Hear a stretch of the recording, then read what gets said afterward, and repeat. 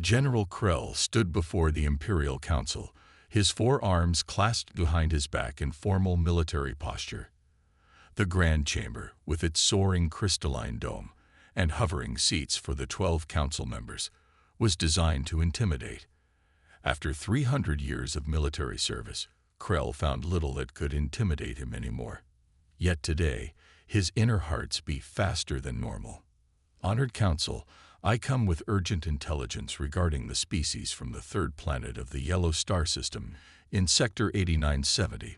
Krell began, his gravelly voice echoing through the chamber. High Counselor Dren leaned forward, the patterns on his skin shifting to a bored blue. The humans? Why waste our time with such primitives? They have barely left their own moon. Krell activated the holographic display at the center of the chamber. Images of Earth appeared, cities, militaries, and humans going about their daily lives. I have spent the last 5 cycles studying this species. They appear primitive by our standards, yes. Their technology is basic. Their lifespans are short. Their bodies are fragile. Krell paused. But they possess qualities that make them unlike any species we have encountered in our expansion. The council members exchanged glances. Most looked unimpressed.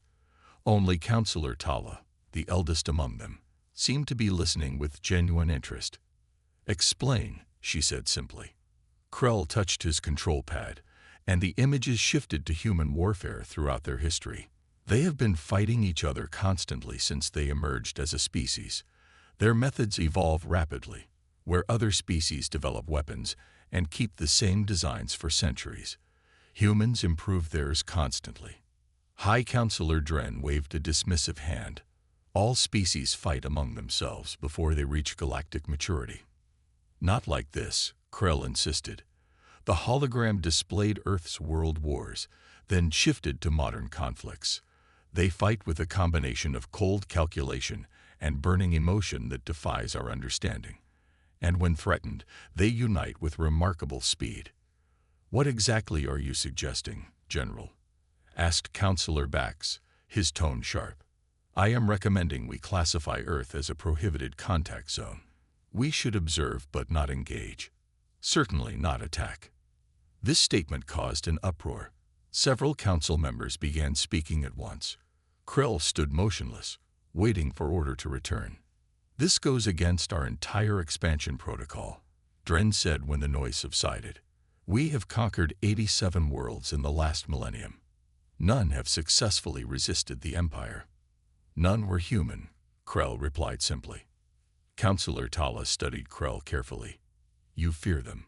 You, who led our forces against the hive worlds without flinching. Why? Krell touched his pad again. The hologram showed a human battlefield medic running into danger to save wounded enemies. Another clip showed humans rebuilding after natural disasters, working together despite differences. A final clip displayed a small human spacecraft leaving their solar system, carrying messages of peace to the stars. They are paradoxes, Krell explained. They create beautiful art and music, then build weapons that can destroy their entire civilization. They fight over tiny differences between themselves, yet unite instantly against outside threats. They can be unimaginably cruel, then show surprising compassion. Most importantly, they adapt faster than any species we know. Krell stepped closer to the hologram. If we attack them, they will study us. They will learn our weaknesses. They will never stop fighting. And they will remember everything. The chamber fell silent as the council considered his words. Finally, High Counselor Dren spoke. Your concerns are noted, General. However, the expansion continues as planned. The resource survey teams have already identified valuable deposits on their world. The Empire requires these materials. Then send diplomats, Krell urged. Offer trade. We do not negotiate with pre-galactic species. Dren reminded him coldly. The invasion will proceed in 30 cycles. You are dismissed, General.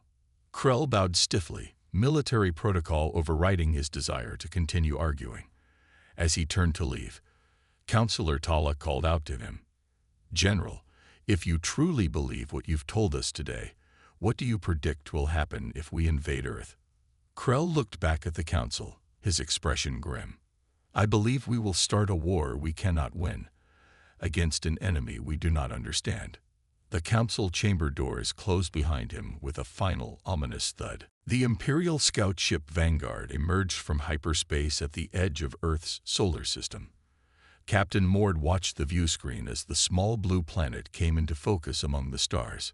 Primitive defenses detected, reported Officer Lin from the sensor station. Orbital satellites, a small space station, and several crewed spacecraft. Mord nodded. As expected, begin passive scanning. Remain outside their detection range. For 3 days, the Vanguard observed Earth silently. They intercepted radio and digital transmissions, analyzed military capabilities, and mapped population centers. 2 more Imperial ships joined them, forming a small fleet hidden behind the moon.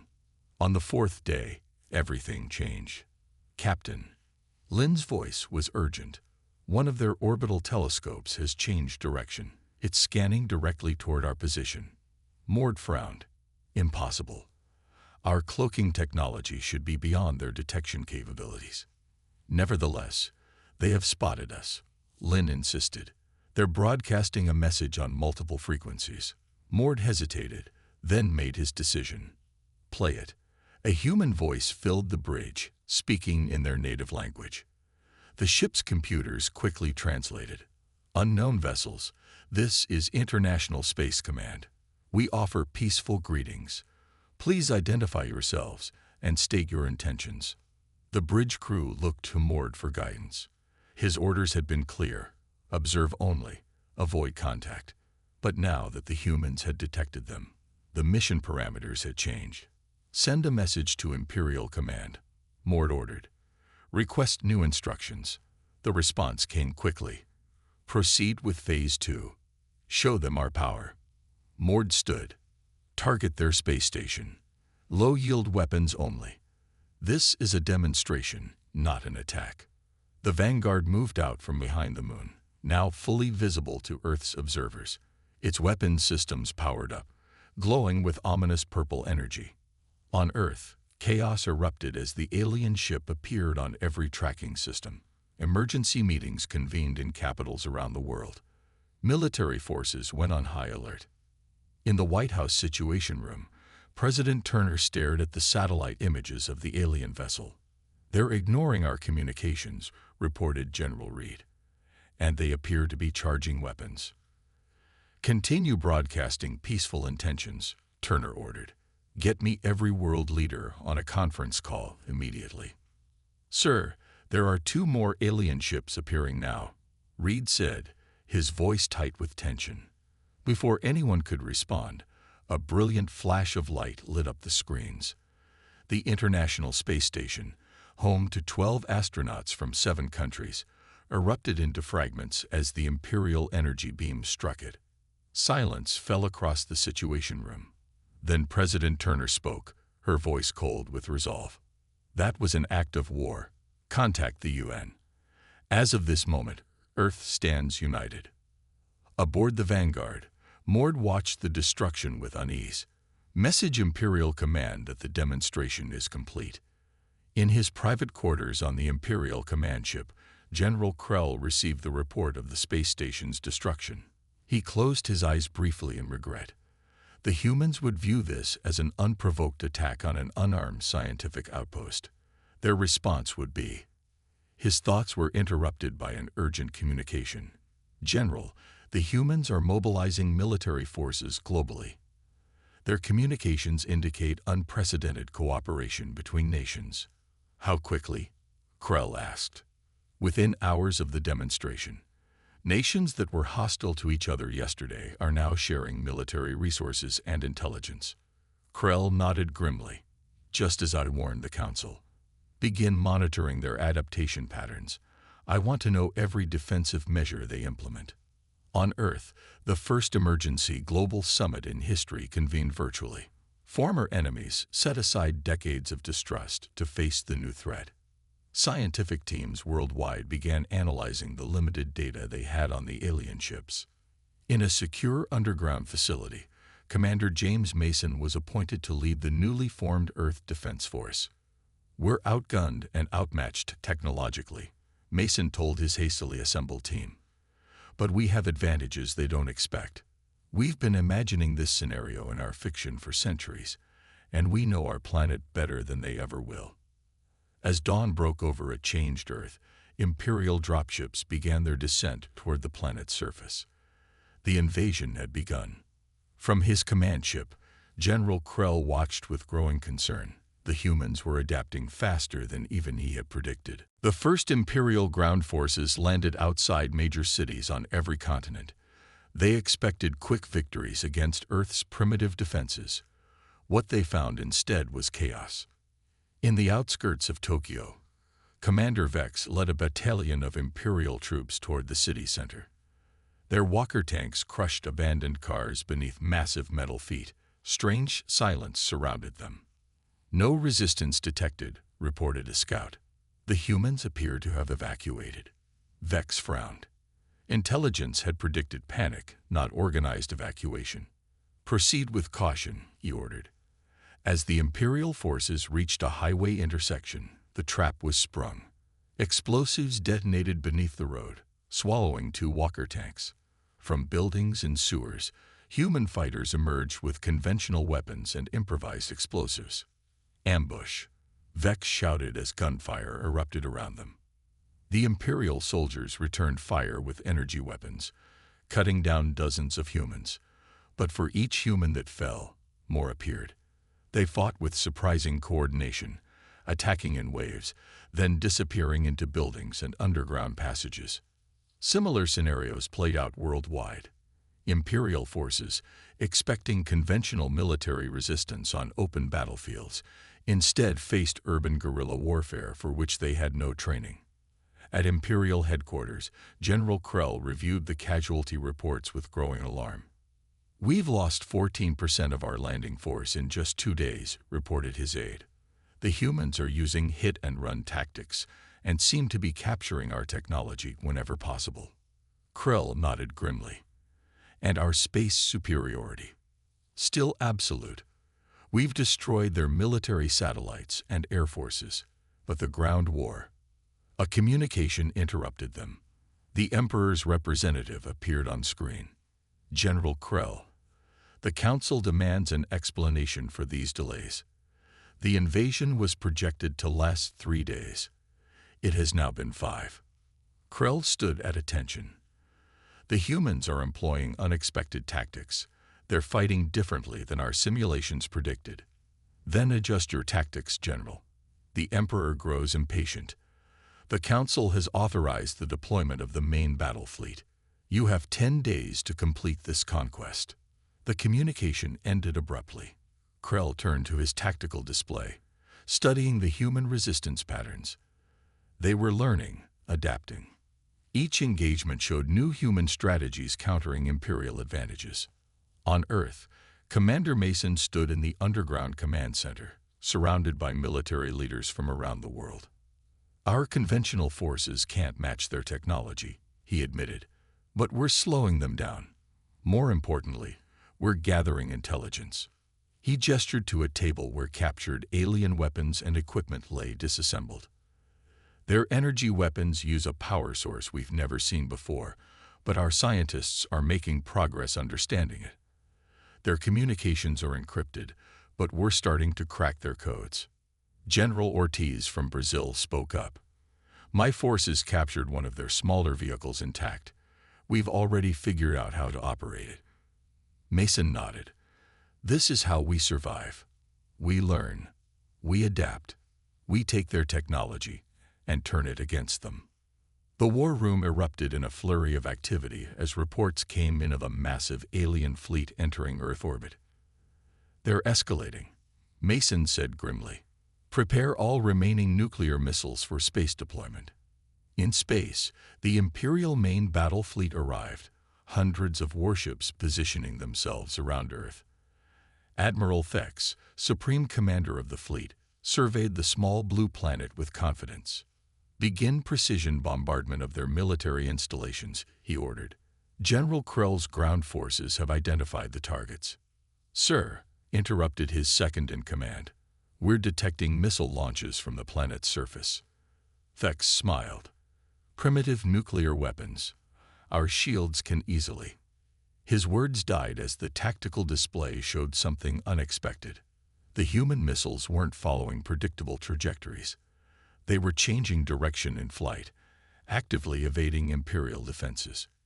Impossible, Thex whispered as the first missiles struck 3 Imperial cruisers simultaneously. The explosions were minor compared to Imperial weaponry, but the message was clear. Humans could hurt them. On his command ship, General Krell watched the battle unfold with mixed emotions.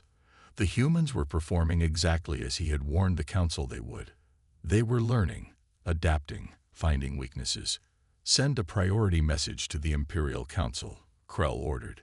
The humans are developing countermeasures faster than anticipated. Request permission to open diplomatic channels.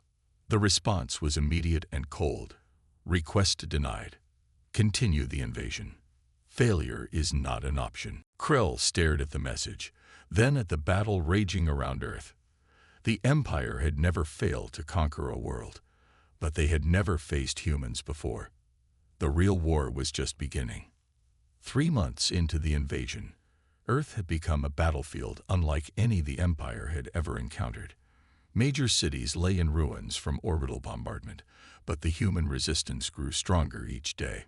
Commander Mason crouched in the shadow of a destroyed building, watching an Imperial patrol pass by.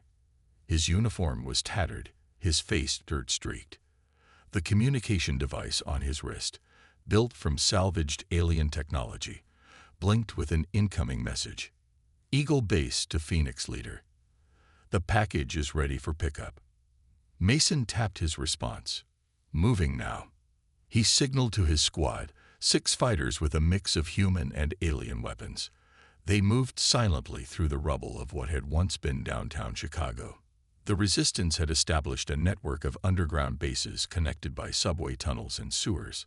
Above ground belonged to the Empire during daylight hours. The night belonged to humans. They reached their destination, a seemingly abandoned warehouse. Inside, Mason found scientists working on a captured Imperial scout ship. Will it fly? He asked Dr. Powell, the lead engineer. Powell nodded, wiping grease from her hands. We've figured out the propulsion and weapon systems. The communication array still gives us trouble, but we can operate it. This makes 5 ships we've modified. Mason examined the vessel. Only weeks ago, such technology had seemed like magic. Now humans were not only using it but improving it. The raid on their supply depot was successful, Mason told the team. We captured their data cores. Our hackers are working on breaking the encryption now. Dr. Powell smiled grimly. Every piece of their technology we capture helps us understand how to fight them. Their mistake was thinking we couldn't learn. Across the planet, similar resistance cells operated in the shadows. Humanity had unified as never before. Old enemies fought side by side. Scientists shared discoveries instantly through hidden communication networks. The Imperial forces controlled the ground they stood on, and nothing more. On the Imperial command ship, General Krell reviewed the latest reports with growing concern. The human resistance should have been crushed by now. Instead, it was becoming more organized, more effective. They've started using our own weapons against us, reported Captain Dren. And they're modifying them in ways our engineers didn't anticipate. Krell studied the tactical display. And our casualties. Increasing. Their attacks are becoming more precise. They seem to know our patrol routes, our security protocols. They're learning, Krell said quietly, just as I warned they would. A message alert chimed. The Council demands your presence for an emergency meeting, General. Hours later, Krell stood before the holographic images of the Imperial Council. Their expressions showed varying degrees of anger and concern. 3 months, General, said High Counselor Dren. 3 months, and this primitive world still resists us. The humans are unlike any species we encountered, Krell replied. They adapt rapidly. They use our own technology against us. They— Excuses, interrupted another counselor. Your failure is inexcusable. Krell straightened his posture. I recommend opening diplomatic channels. Offer terms that would allow humans to maintain their independence while joining the Empire as allies rather than subjects. The suggestion was met with outrage from most council members. Only Counselor Tala remained thoughtful. You've developed respect for these beings, she observed. I have, Krell admitted. They fight not just for survival, but for freedom, a concept we've forgotten in our endless expansion. The council dismissed his suggestion and ordered him to continue the invasion with even greater force. As the meeting ended, Krell made a decision that would change the course of the war. That night, a small Imperial shuttle landed near the human resistance headquarters. Soldiers surrounded it immediately, weapons raised. The hatch opened, and General Krell emerged, alone and unarmed. I wish to speak with Commander Mason, he announced to the shocked humans. In an underground chamber, Mason faced the alien general across a makeshift table. Why should I trust anything you say? Mason demanded. Krell placed a data crystal on the table. Because I bring information that will save human lives. Your resistance has impressed me, Commander. I believe there is another path forward besides mutual destruction. Mason studied the alien carefully. We won't surrender. I'm not asking you to, Krell replied. I'm offering to help you fight. As dawn broke over Earth, a new phase of the war began, one that neither the humans nor the Empire had anticipated. The Imperial Council chamber erupted in shouting as Admiral Thex delivered his report. General Krell has vanished, Honored Council. His command ship reports he took a shuttle for a ground inspection and never returned. High Counselor Dren's skin flushed deep purple with rage. Find him. This reeks of treason. There is more, Thex continued. 3 of our forward bases were attacked simultaneously last night. The human resistance used tactics that suggest intimate knowledge of our security protocols. Silence fell over the chamber as the implication became clear. Counselor Tala was the first to speak. If Krell has defected to the humans, this changes everything. It changes nothing. Dren slammed his fist on the table. We do not negotiate with primitives, and we do not tolerate traitors. Admiral Thex, you are now Supreme Commander of Imperial Forces. Enact protocol dominance. Thex bowed deeply, but his expression showed concern. Counselor, protocol dominance has not been used since the Glass Wars. It would mean— I know what it means, Dren interrupted. The humans have forced our hand. Make them understand the cost of defiance. In the Resistance headquarters beneath the ruins of Paris, Commander Mason studied the information General Krell had provided. Maps of Imperial deployments, communication codes, weapons schematics. It was a treasure trove. Can we trust him? Dr. Powell asked, eyeing the alien general who stood silently in the corner. His information has proven accurate so far, Mason replied. 3 successful raids without a single casualty on our side. Krell stepped forward. My loyalty to the Empire ended when I saw how they responded to your resistance. They value obedience above all else. When I suggested diplomacy, they threatened me with execution. An alarm blared through the base. A communications officer burst into the room. Commander, the aliens are broadcasting on all frequencies. They're targeting cities. On screens around the room, satellite imagery showed Imperial destroyers positioning themselves above major population centers worldwide. Krell's 4 eyes widened in horror. Protocol dominance, he whispered. They're going to make examples. Before Mason could respond, the screens flashed white as energy beams struck from orbit. Rome disappeared in a blinding flash. Then Bangkok. Then Cairo. My God, Mason breathed. They're wiping out entire cities. Krell's voice was hollow. This is what I feared. When the Empire feels challenged, it responds with overwhelming force. They believe fear will break your resistance. They're wrong, Mason said, his voice hard. This will only make us fight harder. Over the next week, the Empire destroyed 12 major cities. Millions died in flashes of light from above. The Imperial Council expected surrender. Instead, they faced fury. Humans worldwide flocked to the resistance. Imperial ground bases faced constant attacks. Their supply lines were disrupted. Krell's intelligence allowed human forces to predict Imperial movements and exploit weaknesses in their defenses. In his private quarters aboard the Imperial flagship, Admiral Thex reviewed the casualty reports with growing concern. Protocol dominance had failed to break human resistance. If anything, it had strengthened it.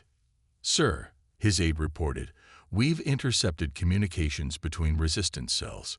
General Krell is definitely working with them." Thex nodded. "And our casualties?" "Increasing daily. The humans are using our own technology against us with surprising effectiveness. 3 of our destroyers have been lost to captured weapons." Thex stared at the tactical display showing Earth. The blue planet should have been conquered by now, its resources flowing to the Empire. Instead, it had become a bleeding wound that showed no signs of healing. In a hidden mountain base, Krell worked with human engineers to modify captured Imperial weapons. His knowledge of Imperial technology combined with human creativity was producing results that surprised even him.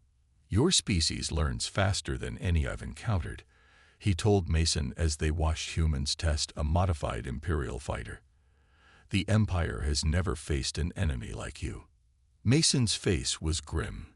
"We've never faced an enemy that would destroy entire cities full of civilians. We fight now not just for freedom, but for survival." A communications officer approached them. "Commander, our networks are picking up increased activity in orbit. The Empire is gathering its fleet." Krell studied the data. "They're preparing for a final assault. They intend to end this war by destroying every major population center simultaneously." Mason's expression didn't change. "Then we strike first. The weapon is ready." Krell nodded. "Your scientists have modified the energy modulator beyond what I thought possible. If it works." "It has to work," Mason said. "Gather our best pilots. In 3 days, we take the fight to them." As they prepared for the desperate mission, Krell felt something he had not experienced in centuries of military service: doubt about the Empire's invincibility. The humans should have broken under the Empire's brutal response. Instead, they had become more determined, more unified, more dangerous. For the first time, Krell allowed himself to believe that humans might actually win. Dawn broke over the Rocky Mountains as 50 modified Imperial shuttles rose silently into the morning sky. Each craft carried a crew of human pilots trained by General Krell, along with the weapons that would determine Earth's fate. Commander Mason stood on a ridge watching the fleet depart. Dr. Powell joined him, her face tense with worry. "Do you think it will work?" she asked quietly. "It has to," Mason replied. "We've put everything into this mission." The plan was audacious. While the Empire gathered its fleet for a final assault on Earth, the Resistance would strike first. The modified shuttles carried weapons that Krell had helped develop, a combination of Imperial technology and human innovation.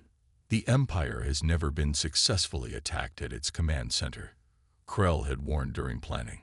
Their defenses are designed to repel fleets many times larger than what you can muster.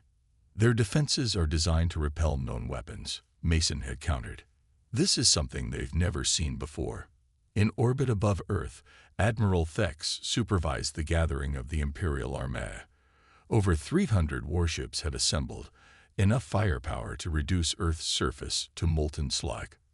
"Final preparations are complete," reported his second-in-command. "We await only your order to begin the attack." Thex nodded. "The Emperor grows impatient. We will commence bombardment at—" "Admiral," interrupted the censor officer. "Multiple small craft launching from the planet's surface." Thex frowned. "Intercept them. They're likely attempting to escape the planet before our attack." "Sir, they're on an attack vector." heading directly for our formation. Thex laughed. Let them come. Their primitive weapons cannot harm our capital ships. The small fleet of human-piloted shuttles approached the Imperial Armada at tremendous speed. Inside the lead shuttle, pilot Tom Baker gripped the controls tightly. Remember the training, he told his crew. We get one shot at this. The Imperial fleet launched fighters to intercept the human vessels. Energy beams flashed across space. 3 human shuttles erupted in flames, then 5 more. But the remaining ships pressed forward, weaving through the defensive fire with a precision that surprised the Imperial gunners. They're flying Imperial shuttles, Thex realized with growing alarm, and flying them better than our own pilots. Baker's shuttle took a glancing hit, sending it spinning. He fought the controls, stabilizing just in time to see the Imperial flagship directly ahead. Now, he shouted. Every surviving human shuttle fired simultaneously. But instead of conventional weapons, they released clouds of microscopic particles, a technology developed by combining human nanoscience with Imperial energy systems. The particles swarmed toward the Imperial ships, penetrating their shields as if they weren't there. Once inside, they attached to power conduits and weapon systems. On the Imperial flagship's bridge, consoles began shutting down one by one. What's happening? Demanded Thex. Some kind of power drain. Reply a frantic technician. Our systems are failing. Across the Imperial fleet, the same scene played out. Ships lost power, weapons went offline, and communication systems failed. The mighty Armada hung in space, suddenly vulnerable. Baker's voice crackled over the Imperial communication channels. Admiral Thex, your fleet is disabled, but your life support systems remain functional. Earth demands your surrender. For a long moment, Thex stared at the viewscreen in disbelief. Then, slowly, he nodded to his communications officer. This is Admiral Thex. I request terms for cessation of hostilities. On Earth, cheers erupted in resistance bases as the news spread. The seemingly impossible had happened. Humans had defeated the most powerful fleet in the galaxy using ingenuity and captured technology. In the Imperial Council chamber, stunned silence greeted the news of the fleet's defeat. High Counselor Dren's skin had paled to a sickly gray. Impossible, he whispered. No species has ever. Counselor Tala spoke into the silence. Krell warned us. We should have listened. The Emperor demands an explanation, another counselor said. And a plan to recover from this setback. Tala stood. I propose we summon General Krell to address the full Senate. If anyone understands the humans and how to resolve this conflict, it is him. Dren wanted to object, but the other counselors were already nodding in agreement. The unthinkable had happened, and now the Empire needed to understand why. A message was dispatched to Earth. General Krell was requested to return to the Imperial capital, not as a traitor, but as the Empire's best hope for understanding their unexpected defeat at the hands of a species they had greatly underestimated. As Mason read the message, he looked at Krell. Will you go? The alien general nodded slowly. This is the opportunity we fought for, a chance to stop this war and establish humans as equals rather than subjects. They could be planning to execute you, Mason warned. Krell's expression showed something like a smile.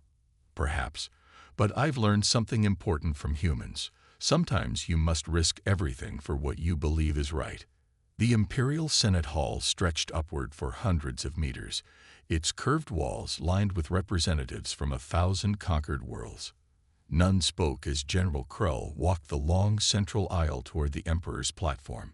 His footsteps echoed in the vast chamber. Beside him walked Commander Mason, the first human ever to set foot on the Imperial capital world. Mason's face betrayed no emotion, but his eyes took in everything. The architecture, the different alien species, the subtle power dynamics visible in seating arrangements. The Emperor sat on an elevated throne, his features hidden behind a ceremonial mask of shimmering metal. High Counselor Dren stood at his right hand, Counselor Tala at his left. General Krell, the Emperor's voice boomed through the hall. You stand before us as both hero and traitor. Explain yourself. Krell bowed deeply. Mighty Emperor, I have served the Empire for 3 centuries. In all that time, I have acted for its best interests. By aiding our enemies, Dren's voice was sharp with anger. By preventing a disastrous war that would have cost millions of Imperial lives, Krell countered. I warned the Council about humans. When my warnings were ignored, I took action to force a peaceful resolution. The Emperor leaned forward slightly. These humans, they defeated our greatest fleet using primitive technology. No, Your Majesty, Krell said. They defeated us using our own technology, improved by their remarkable capacity for adaptation. This is what I tried to explain from the beginning. Krell touched a control on his wrist, and holographic images appeared above the Senate floor. They showed humans working together after Imperial bombardments, rebuilding, fighting, and most importantly, learning. Humans possess qualities unique among all species we have encountered, Krell explained. They adapt faster than any civilization in known space. They transform adversity into advantage. Where our people might take decades to master new concepts, humans do so in months or even weeks. Murmurs spread through the Senate as the images continued. Humans reverse engineering Imperial technology, improving it, creating new applications the Empire had never considered. And most importantly, Krell continued, they unite in the face of external threats. Their differences vanish when survival is at stake. Commander Mason stepped forward. We did not want this war. We would have welcomed peaceful contact. Even now, after your empire has killed millions of our people, we come seeking peace rather than revenge. The Senate chamber erupted in disbelieving voices. The Emperor raised a hand for silence. Why should we trust humans? He asked. If they are as dangerous as General Krell suggests, would it not be better to destroy them now, while we still can? Mason met the Emperor's gaze steadily. Because we offer something your empire needs more than conquest. Innovation. Partnership with humans would bring new ideas, new technologies, new ways of thinking. Krell nodded. Your Majesty, the Empire has grown through conquest for millennia. But growth without change leads to stagnation. Our technology has barely advanced in the past 5 centuries. Humans could help us evolve. Councillor Tala stepped forward. I have reviewed the battle records. The humans could have destroyed our fleet entirely. Instead, they disabled it with minimal casualties.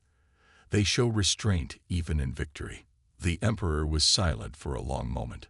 Finally, he spoke. Commander Mason, what does Earth demand for peace? Mason's voice carried throughout the chamber. Recognition of Earth as a sovereign entity. A non-aggression pact. Open exchange of knowledge and technology. And reparations for the cities your forces destroyed. Outrageous, Dren exclaimed. No conquered world has ever. Earth was never conquered, Krell interrupted. That is the point, Counselor. This would not be surrender, but alliance between equals. The debate raged for hours. Some senators demanded continued war. Others saw the wisdom in Krell's words. In the end, the Emperor himself made the decision. The Empire has existed for 10,000 years, he said. We have survived by recognizing when to fight and when to adapt. If humans are as remarkable as General Krell claims, then perhaps this is a moment for adaptation. 3 days later, the Treaty of Earth was signed. For the first time in Imperial history, a world joined the galactic community, not as a subject, but as an ally. As Krell and Mason stood on the balcony overlooking the Imperial capital's endless cityscape, Mason asked, Do you think it will last? Krell turned his 4 eyes toward the stars. The Empire has never known true partnership before. Humans have never encountered advanced alien life. Both must learn new ways of thinking. That's what we do best, Mason said with a small smile. Indeed, Krell agreed.